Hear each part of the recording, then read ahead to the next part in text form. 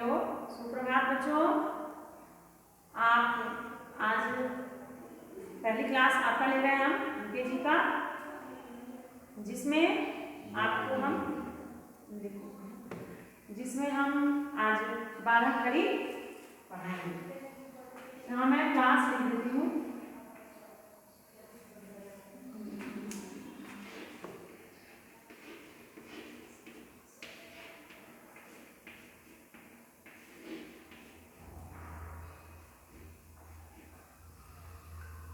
Class UKG के लिए है। आपको हम वर्णमाला सिखा चुके हैं और आ से अनार जो शब्द है ज्ञात वो भी सिखा चुके हैं क्लास में। तो आप इसको सीख चुके हैं। इसके आगे भी जो छोटे छोटे वर्ड्स है वो सब मैं सिखा चुकी हूँ आपको। आगे आपको मेरा सीखना है मात्रा के बारे में, जिसके आप आगे बुक में पढ़ने में आपको आसानी होगी। इसके लिए आप देख लीजिए 12 खड़ी कैसे लिखना है, कैसे पढ़ना है, कैसे समझना है, ध्यान से देखिएगा। जैसे पहले हम लिखेंगे क, ठीक है। ये क, इसमें मात्रा कहाँ से आती है ये भी मैं आपको समझा रही हूँ, ध्यान से देखिएगा और समझिएगा। ये क, इसकी ध्वनि जो निकलेगी उस पर ज्यादा ध्यान दीजिएगा। क तो आ रहा है इसमें, ठीक है। इसके आगे क्या होगा? का, तो का जो लिखे तो थोड़ा बड़ा लगता है जिसे आपको दिखाई दे। यह है का, तो आप बोलिए का। तो का बोलने के बाद अंत में क्या ध्वनि आ रही है? का आ रही है। तो इससे हम पहचानेंगे कि ये आ की मात्रा इसमें लगी हुई है, जिससे हम इसको पढ़ेंगे क आकार का, ठीक है। फिर इसके आगे बढ़ते हैं, की लिखेंगे,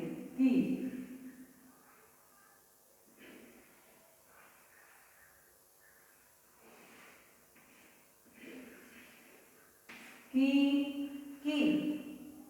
तो इसे थोड़ा हम जल्दी से बोलेंगे की, तो बोलिए की। फिर इसके आगे क्या ध्वनि आ रही है?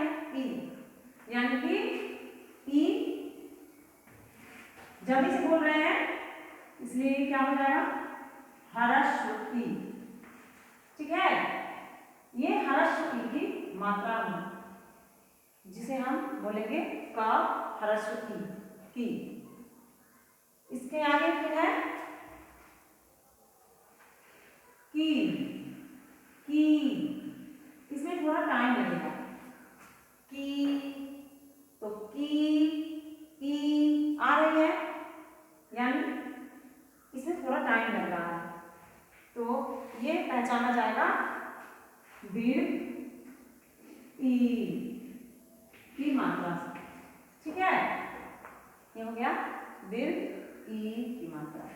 तो इसे क्या पढ़ेंगे? की। आगे है कु, बोलिए कु, कु उ ध्वनि आ रही है, आप देख रहे हैं ध्यान से। नहीं समझ में आए तो 2 बार 3 बार 4 बार 5 बार बोलिए, जितनी बार बोलिए, जब तक समझिए नहीं बोलिए। समझ में आ जाए फिर समझिए कि किस मात्रा से लगा होगा। कु यानी कि उ, तो ये ह्रस्व उ की मात्रा है इसमें, ठीक है। ये ह्रस्व उ की मात्रा है। इसे क्या पढ़ेंगे? क ह्रस्व उ, कु। फिर है क दीर्घ उ, इसमें थोड़ा टाइम देना है, तो इसे फिर कैसे पढ़ेंगे? क दीर्घ उ, कु। फिर है क, दीर्घ उ, दीर्घ उ, इसमें थोड़ा टाइम देना है, तो इसे फिर कैसे पढ़ेंगे? क, दीर्घ उ, कु। फिर है क, दीर्घ उ, कु। दीर्घ उ,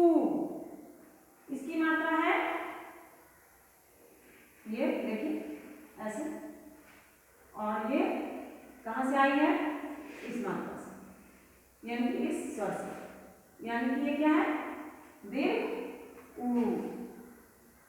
तो इसे क्या पढ़ेंगे, क दीर्घ ऊ कू। ठीक है, फिर आगे है क री का, ये री की मात्रा है, इसे पढ़ेंगे क री क्री। मात्रा यहाँ री से आई है।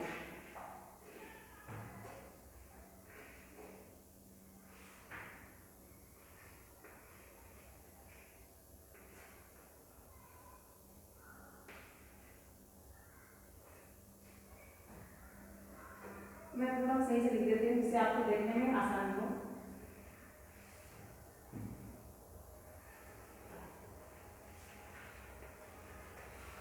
ठीक है,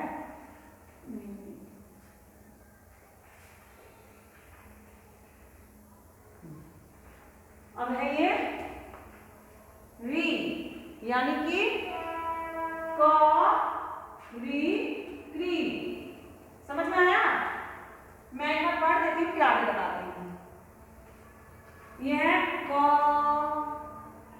स्वर पे ध्यान दीजिएगा, क, इसकी स्वर ध्वनि क्या निकल रही है, अ, यानी कि क अ, यानी कि अ इसमें जुड़ जाता है, जो दिखता नहीं है पर इसे हम महसूस करते हैं या समझते हैं, इसलिए ये हो जाएगा क। फिर है आ, यानी कि का, क्या निकल रही है इसकी ध्वनि, आ, यानी कि का। इसे कैसे, इस आ स्वर को क में जोड़ के कैसे बोलेंगे, क आकार का। समझ गए? फिर आगे है की, जल्दी से इसे बोलना है, इसमें कम समय लगता है, इससे भी आप इसे पहचान सकते हैं। तो की किस स्वर से मिली हुई है, जुड़ी हुई है, देखिए ये है ह्रस्व ई। तो की यानी कि ई, कम टाइम लग रहा है ई पे भी और की पे भी, और इसकी ध्वनि भी आ रही है ई। तो ये हो गया क ह्रस्व ई, की। समझ गए? जो कि क के पीछे से लगता है, ये क के पीछे से ही मात्रा लग रही है, इस पर ध्यान दीजिएगा। कभी कभी आप ह्रस्व ई को दीर्घ ई लिख के ह्रस्व ई पढ़ते हैं, तो इस बात को ध्यान में रखिएगा। आगे है क की, क्या पढ़ते हैं इसको, की। ये की कहां से आई है, ये की आई है दीर्घ ई से।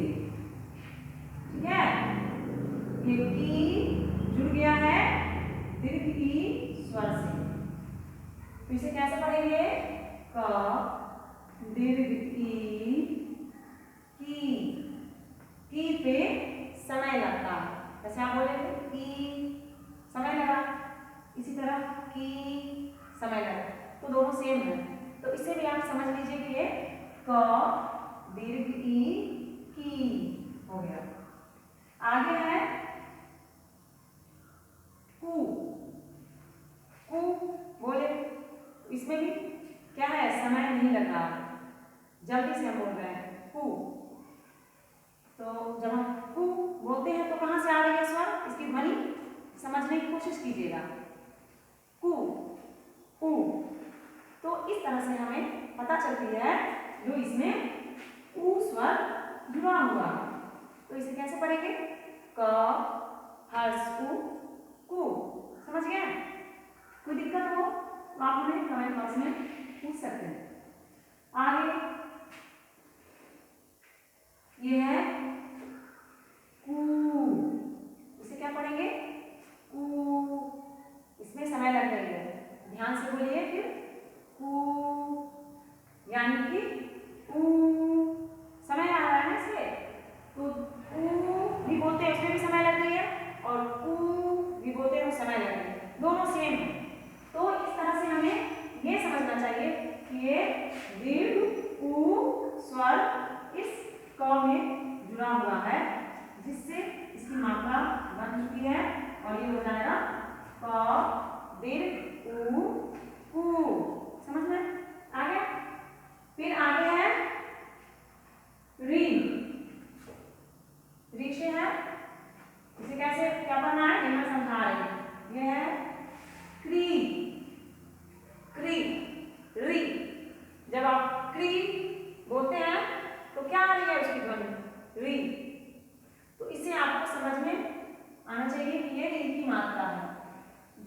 स्वर है इसमें जुड़ चुका है। तो इसका ये जो मात्रा है ये री की मात्रा, इसे हम री स्वर को जोड़ के क में बोलेंगे क री कार क्री। क्या आपको समझ में आ रही है? आगे फिर देखिए, ये है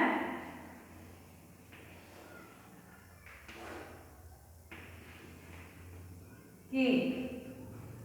क्या पढ़ेंगे इसे? के। इस पे ध्यान देना है। के क्या रहा है? ध्वनि ए।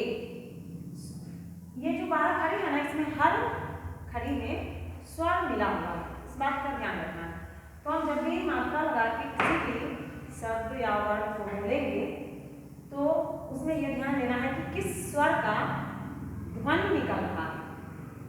इस तरह से हमें ये समझ में आया कि ये कौन सी मात्रा है, यानी पढ़ने में भी हमें आसानी होगी।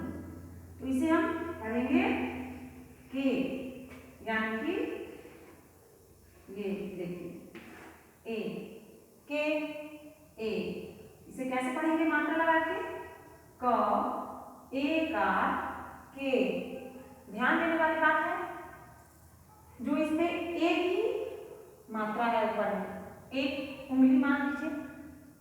तो इस तरह से इसे ध्यान रखेंगे क ए का के। ठीक, आगे है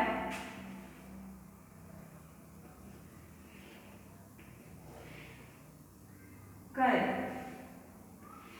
कै पे देखिए दो मात्रा लगी है, ठीक है।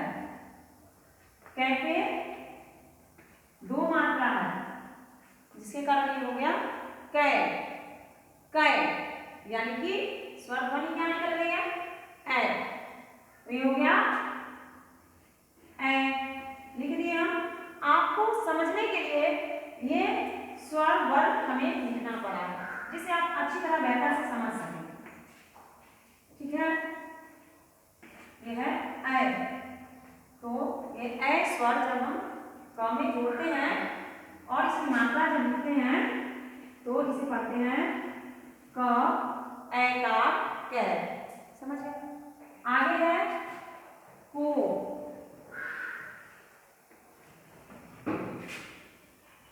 को कैसे लिखना है ये देखिए ध्यान से। क लिखने के बाद एक लाइन भी उसके सामने, यानी कि मान लीजिए 8 की मात्रा हो गई और ऊपर से फिर एक मात्रा है। ठीक है, को पढ़ेंगे इसको। इसको बोलिए आप को। को क्या आ रहा है ध्वनि? स्वर ध्वनि क्या आ रही है? ओ। इसे आप अच्छे से समझ सकेंगे कि ये क्या है। को ओ निकल रही है ध्वनि। तो इसमें आपको समझने के लिए ओ लिख दिए, जिससे आपको और भी आसानी होगी समझने के लिए। और जब आगे पढ़िएगा तो ये स्वर वर्ण आपको लिखा हुआ नहीं मिलेगा, सीधे आपको 12 खड़ी पढ़ना होगा और समझना होगा। तो ये हो गया ओ। ओ स्वर क में जुड़ जाने के बाद क्या हो गया ये? को। इसको कैसे पढ़ेंगे? क ओ का को। समझ में आ गई? ठीक है, आगे है ये क।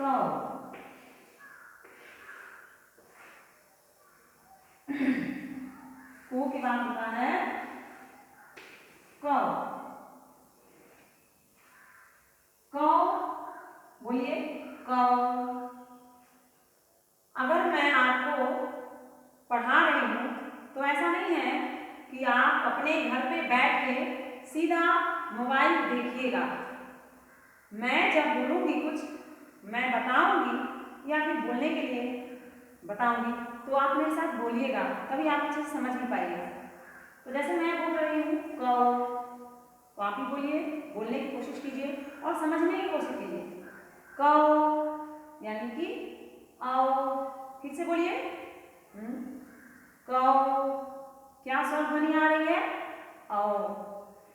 इससे क्या मिल रहा है हमें? समझ में आ रही है क्या? जो ये अ की मात्रा है, क पे अ की मात्रा लगी हुई है, यानी कि अ स्वर से ये जुड़ा हुआ है। तो ये अ स्वर इसमें जब जुड़ गया तो इसका एक मात्रा बन गया और ये हो गया क औकार कौ। समझ गया? फिर आगे है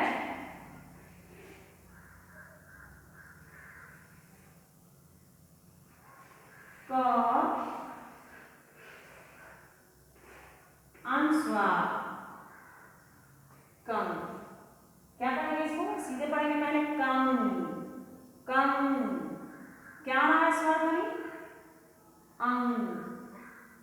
तो इससे क्या हो रहा है? क्या समझ में आ रही है? क्या चीज की मात्रा इसमें लग रही है? अंग की। ये हो गया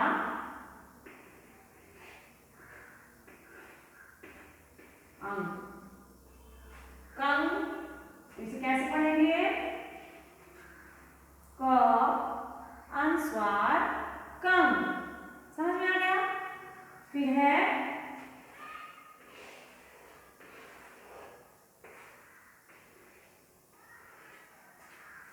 क।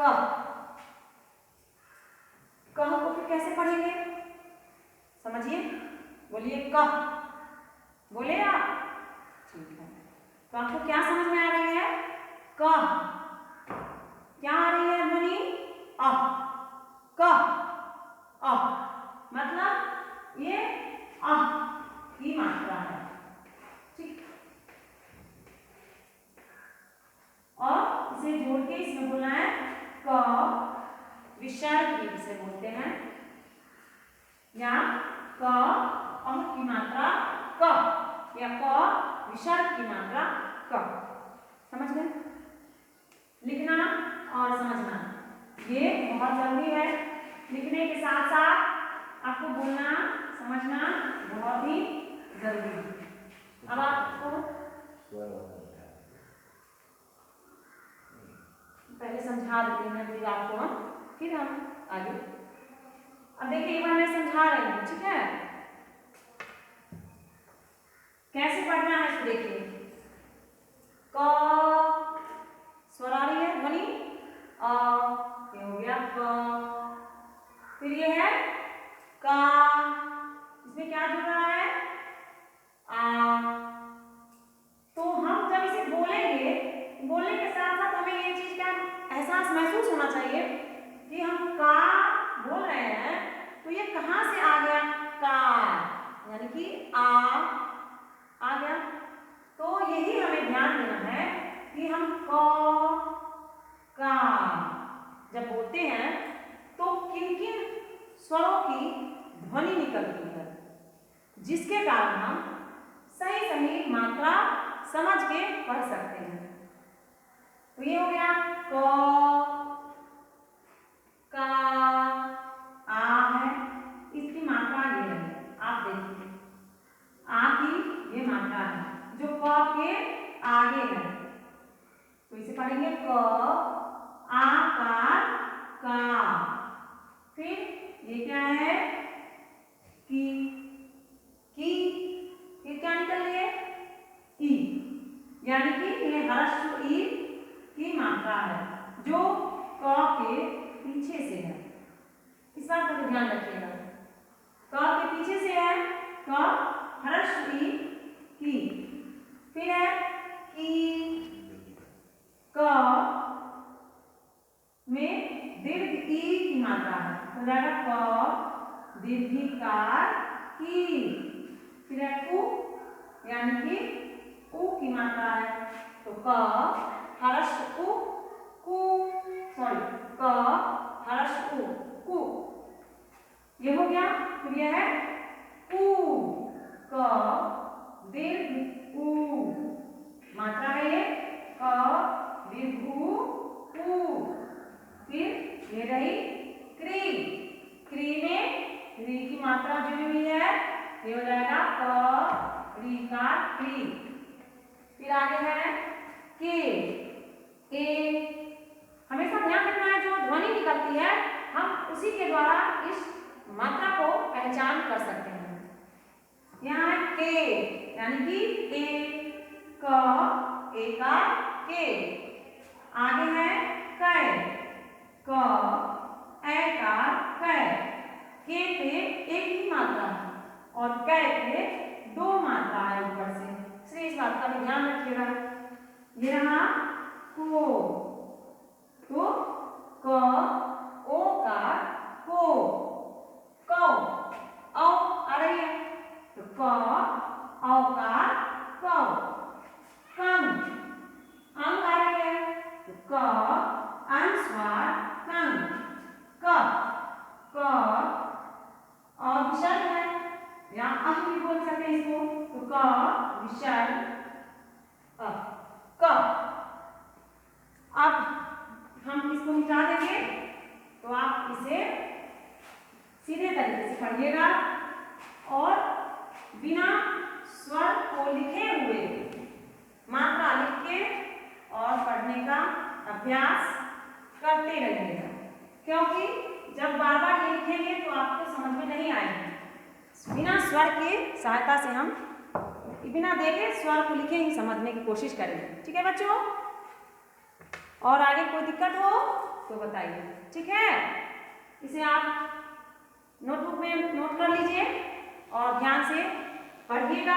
मैंने जैसे जैसे समझाई, समझ में नहीं आए तो बार बार वीडियो देख के इसे समझने की कोशिश कीजिएगा। ठीक है बच्चों, फिर आगे मिलेंगे, बाय।